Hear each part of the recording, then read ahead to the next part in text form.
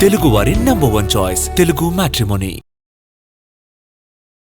ప్రతిపక్షానికి mass warning ఇచ్చారు AP CM Chandrababu. మా జోలికొస్తే అస్సలు వదిలిపెట్టమంటూ హెచ్చరించారు. కాదు కూడదని ఇష్టం వచ్చినట్లు మాట్లాడారో అదే స్థాయిలో కౌంటర్ ఉంటున్నట్టు డైలాగుల డైనమిట్లు పేల్చారు. 1995 సీఎంని మళ్లీ చూస్తారంటూ హెచ్చరించారు ఏపీ సీఎం.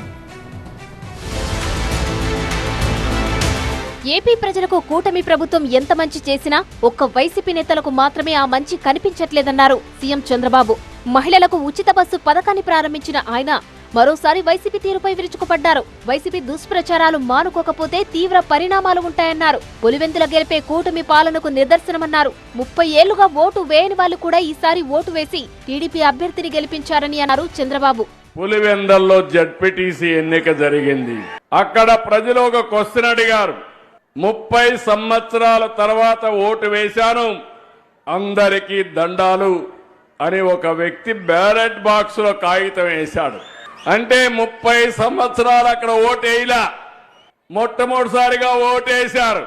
79వ స్వాతంత్ర దినోత్సవ సందర్భంగా వాళ్లకు స్వాతంత్రం వచ్చిందని మీ అందరికీ విజ్ఞప్తి చేస్తున్నా. రాజకీయ ముసుగులో కొందరు అరాచకాలు సృష్టిస్తున్నారని నిప్పులు చెరిగారు సీఎం చంద్రబాబు. అమరావతి నిర్మాణాలను చూసి ఏడుస్తున్నారని ఆగ్రహం వ్యక్తం చేసిన ఆయన 1995 సీఎంని చూస్తారంటూ డైలాగులు పేల్చారు. నేను ఒకటే చెప్తున్నా మీ అందరికీ, కొంతమంది నేరస్తులు, కరుడుగట్టిన నేరస్తులు రాజకీయ ముసుగులో వచ్చి సమాజాన్ని అతలాకుతలం చేయాలనుకుంటున్నారు. అందుకే చెప్పా, సిబిఎన్ 14 సిబిఎన్ కాదు, 95 సిబిఎన్. కూటమి నేతలు ఎవరి జోలికి వెళ్లరు, పనిగట్టుకొని తమ జోలికి ఎవరైనా వస్తే వదిలిపెట్టే ప్రసక్తే లేదన్నారు చంద్రబాబు. అభివృద్ధికి ఎవరు ఆటంకం కలిగించినా కఠిన చర్యలుంటాయని హెచ్చరించారు. అందులో నేను గాని, పవన్ కళ్యాణ్ గారు గాని, బీజేపీ గాని ఎక్కడా అన్యాయం చేయం, ఎవరి జోలుకు రావు. ప్రజాస్వామ్యాన్ని అపహాస్యం చేసిన, నేరాలు చేసి రాజకీయ ముసుగులో తప్పించుకోవాలన్నా వదిలిపెట్టే సమస్య ఉండదు, ఉండబోదని మరొకసారి విజ్ఞప్తి చేస్తున్నా.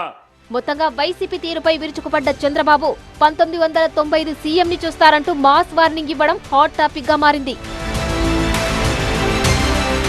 తెలుగువారి #1 చాయిస్ తెలుగు మ్యాట్రిమోనీ.